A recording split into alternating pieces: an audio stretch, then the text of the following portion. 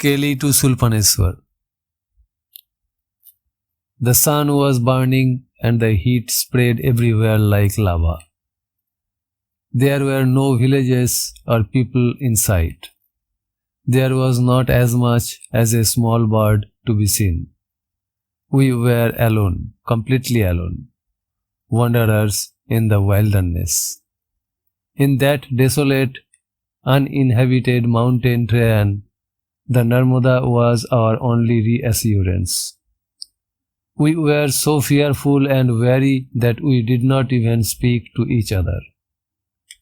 We just kept hurrying, every minute closer to the danger. Some 2 hours later, a village came into view. My heart started beating faster. Our pace quickened. The least sound and the wheels would fire an arrow at the unseen source of the noise. We fled stealthily, inconspicuously, over the boulder-strewn path beside the river. A village woman had come to bathe with her 2 children. She pointed us in the right direction. Not this way, that way. We didn't even have the courage to ask the name of the village. Quite some time later, when we came to another village, we asked, "That last village, what was it called?" "People Chopani," was the answer. A faint smile came to my bloodless lips. The dangers we had been warned of had not come to pass. We were delighted to know that our fears had been groundless. Now, as we drifted out of danger, all kinds of thoughts came into my mind. If something unfortunate had happened, what would have become of my book? This book about the Narmada, for which I had wandered along the river for 8 long years, for which I had even risked my life, would have remained unfinished. But now the danger was past. The book would eventually be completed. Then what would happen? First of all, I might not get a publisher. Even if I did, there might not be any buyers or even readers. To say that I was on this journey for my own pleasure is only a half-truth. I wanted the pleasure I was getting to be felt by others too. I was walking both for my own pleasure and for the pleasure of others. But where are the others? In front of their televisions, restlessly flipping channels. In this age of electronic entertainment, who will bother to pick up a book and read? Throw the book aside, I told myself. Switch on the television and settle down on a sofa. At the most, remembering the late lamented book, sing its requiem and then forget it. The book has had its day. The Narmada was flowing close to the rocks. She seemed to be cleaning her body by rubbing and scrubbing against the rocks. In the privacy of Shulpanjhari, the Narmada was taking a bath after a long, arduous journey. We were walking beside the current, but I thought if we walked on the top of the bank, it would be a more direct way. We climbed up and came to a ravine so steep that our courage drained away at the prospect of going down and scrambling up again. From my new position, the lower path seemed more attractive. That's life. Man is never content with what he has, desperately seeking that which he does not possess. Man is made half for happiness and half for misery. Unalloyed happiness is not his fate. Danel is a little village set back from the Narmada, beside a ravine. We had heard there was a shop there. When we reached the village, we found out that the shopkeeper was out, gone to fetch stores from the other side of the mountain. His wife gave us things we needed and allowed us to stay there and cook lunch over her fire. Bhils from the other side of Narmada come over here for their groceries too. Some Bhils were buying things and the shopkeeper's daughters were chatting fluently with them in Gujarati. Until yesterday, I could not understand any local language at all, and today I suddenly heard such excellent Gujarati. It sounded like the song of a nightingale to me. As I was resting in the afternoon, a donkey came and stood near me. The shopkeeper had a dozen donkeys to bring loads of goods over the mountains. This one was ill, so he had been left at home. I remembered R.L. Stevenson's travels with a donkey. Stevenson, the famous author of Treasure Island and Dr. Jekyll and Mr. Hyde, had made a journey on foot through France with a mule in his youth. Travels with a donkey is an account of that trip. Exactly a century after this journey, a woman writer, also with a mule, had followed his route to celebrate the centenary and published an illustrated article about it. It will not be possible to repeat this journey of mine 100 years later, or even before that. Within the next 50 years, several dams will be constructed over the Narmada, and long stretches of riverbank will be submerged. Neither villages nor footpaths will remain. The whole of Shulpaneshwar will be under water. In the next 25 years, the geography of the Narmada Valley will change more than it has in the last 25,000 years. The most ancient river in our country is being reined in by the most modern dams. The vast water supply of the Narmada, which has so far been largely untapped or has caused damage by flooding, will be harnessed. Madhya Pradesh and Gujarat will be transformed. We were off at dawn the next morning. I had not seen the broad sweep of nature for several days as my glance rebounded from the hills. Today, though, it would come to an end. We would reach Shulpaneshwar and the end of the wilderness in the afternoon.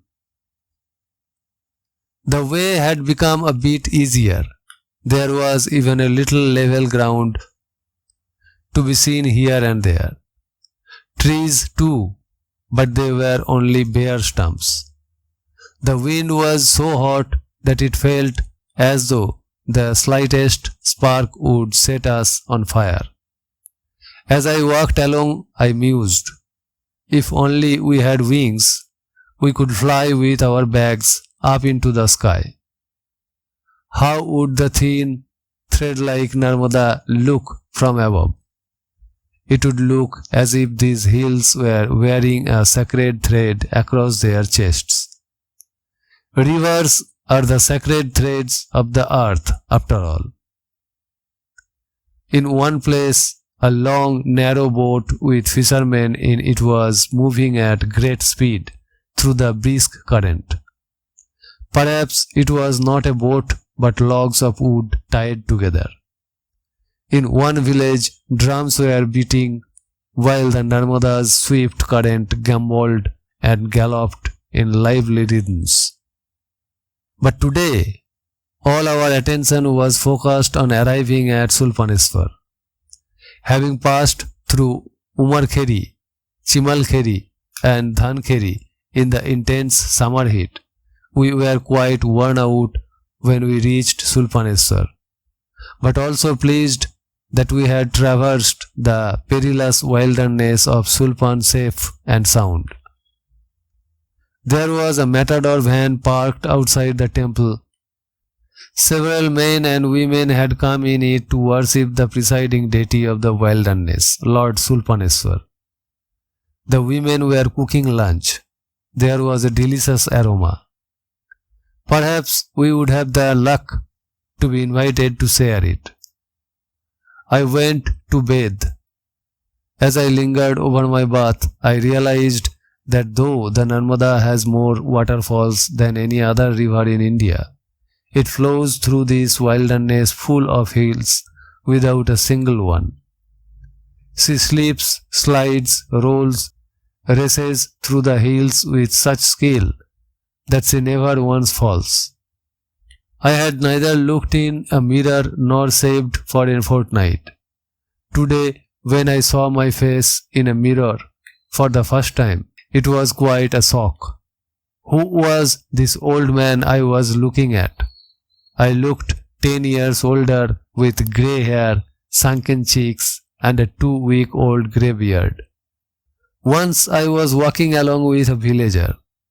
His hair had become white, his cheeks were sunken, and his front teeth had fallen out too. I thought this man must be at least 7 years older than I. Then he asked me, "Where do you live, father?" I related this anecdote to my students and asked, "Does this story make you feel amused or compassionate?" One girl responded in a low voice, "Affectionate." I had always been dissatisfied by both my ugly appearance and spindly frame, but my 57-year-old bony body had seen me through the forbidding wilderness in intense heat. Now it seemed that this body was given to me not as punishment but as a blessing. The people at the temple looked at us with wonder. They were amazed that we had got through the wilderness without being robbed. Just then a middle-aged lady called out, "Come on, lunch is ready. You too, pilgrims." I woke Samlal up at once and we fell on our food greedily. In the evening I saw one of the sadhus we had met at the beginning of the wilderness, coming along dressed only in a loincloth. And what a loincloth! Just the skimpiest bit of cloth girded with string. On our previous journey, someone had said, "People come out of the wilderness as they come out of their mother's womb, stark naked." I hadn't believed it till I saw the sadhu. "We started one day after you," he told us. "After Borkheri, a group of bhils came and robbed all 3 of us. The other 2 were really strong and burly, though. Didn't they say anything?" That was the end of their talk. They gave up everything without a word. "Why are you alone?" "Those 2 were bullying me. One day I told them so frankly and went off by myself." "Any problems on the way?" "Not on the way, but I wept today." "Why?" "From thirst. Thirst is much worse than hunger. I became sick and giddy with thirst. Lost in the mountains. I found the Narmada with great difficulty. I got down, drank deeply, rested and drank again.